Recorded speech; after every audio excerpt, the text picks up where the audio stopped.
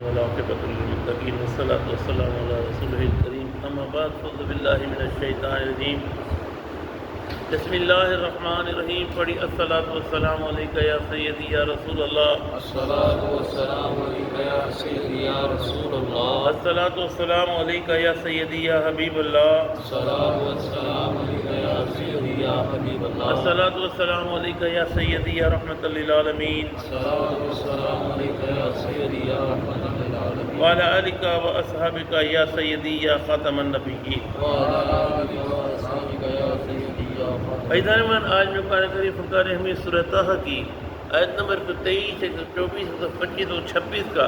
ترجمہ تفسیر بیان کروں گا۔ اللہ تعالیٰ کو صحیح بیان کرنے کی، حق بیان کرنے کی توفیق عطا فرمائے، مجھے اور آپ کو سن کر قائم دائم رہنے کی توفیق عطا فرمائے۔ اللہ تعالیٰ قرآن کریم میں ارشاد فرماتا ہے قَالَ اهْبِطَا مِنْهَا جَمِيعًا بَعْضُكُمْ لِبَعْضٍ عَدُوٌّ، حکم ملا کہ اہبطا دونوں اتر جاؤ، منہا یہاں سے دونوں کو جنت سے نکال دیا، ادھر سے آدم اور حوا کو بھی نکالا، ادھر سے شیطان کو پھینکا۔ بعضکم لبعض عدو، تم ایک دوسرے کے دشمن ہو گئے، اب تم ایک دوسرے کے دشمن ہو۔ یعنی جب شیطان نے یہ گڑبڑ کی، شیطان نے خدا نہ کھلوا دیا، مخلوق تھی، رب نے اتار دیا دونوں کو زمین پر اور یہ کہا کہ اب تم ایک دوسرے کے دشمن ہو۔ فَإِمَّا يَأْتِيَنَّكُم مِّنِّي هُدًى، پس اگر آئے تمہارے پاس میری طرف سے ہدایت، فَمَنِ اتَّبَعَ هُدَايَ، تو جس نے پیروی کی میری ہدایت کی، وَلَا يُضِلُّ، وہ نہ بھٹکے گا، وَلَا يَشْقَىٰ، اور بد نصیب نہ ہوگا۔ اب دیکھیں حضرت آدم علیہ السلام اور بی بی حوا علیہ السلام جب زمین پر اترے، روتے ہی رہے، اور پھر ایک مقام یہ آیا، مقام عجز پر جب آئے، مقام عاجزی پر جب آئے، جب عرض کی ربنا ظلمنا انفسنا وان لم تغفر لنا وترحمنا لنکونن من الخاسرین، اے مالک میں نے اپنی جان پر ظلم کی، ہم نے اپنی جان پر ظلم کر دیا۔ ربنا ظلم انفسنا وان لم تغفر لنا، اگر تم پر رحم نہ کرے گا لنکونن من الخاسرین، ہم خسارہ پانے والوں ہو جائیں گے۔ مقام عجز و انکسار پر آئے، اللہ کے حبیب کا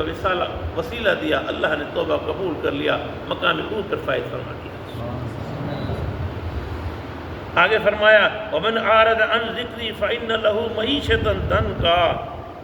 جس نے منہ پھیرا عن ذکری میرے ذکر سے، فَإِنَّا، تو بے شک لہو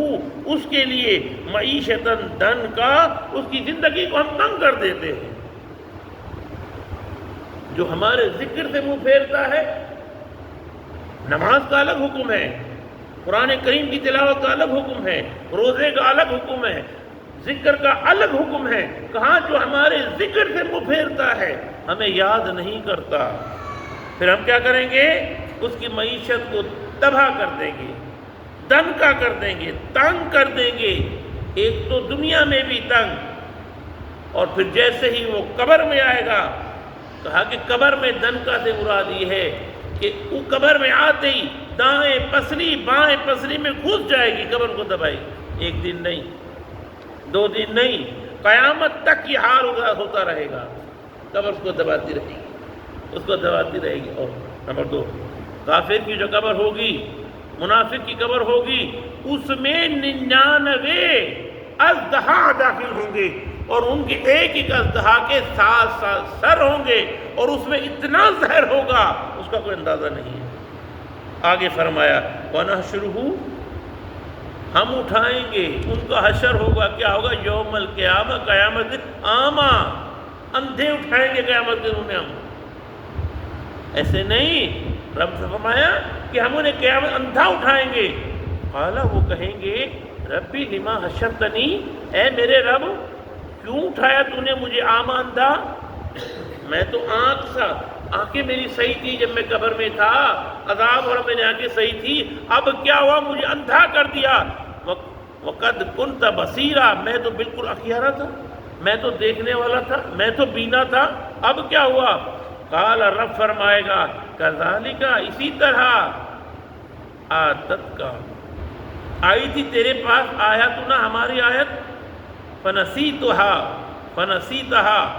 پر تو نے انہیں بھلا دیا، وَكَذَلِكَ الْيَوْمَ تَنْسَى اس طرح آج تجھے فراموش کر دیا جائے گا، جیسے تو نے ہماری قرآن کی آیتوں کو فراموش کر دیا تھا، بھلا دیا تھا، قرآن کے حکم کو بھلا دیا تھا، حبیب کے حکم کو بھلا دیا تھا، آج تجھے فراموش کر دیا جائے گا، آج تیرا کوئی پرسان حال نہیں ہوگا۔ اللہ کریم کو افتتاح فرمائے۔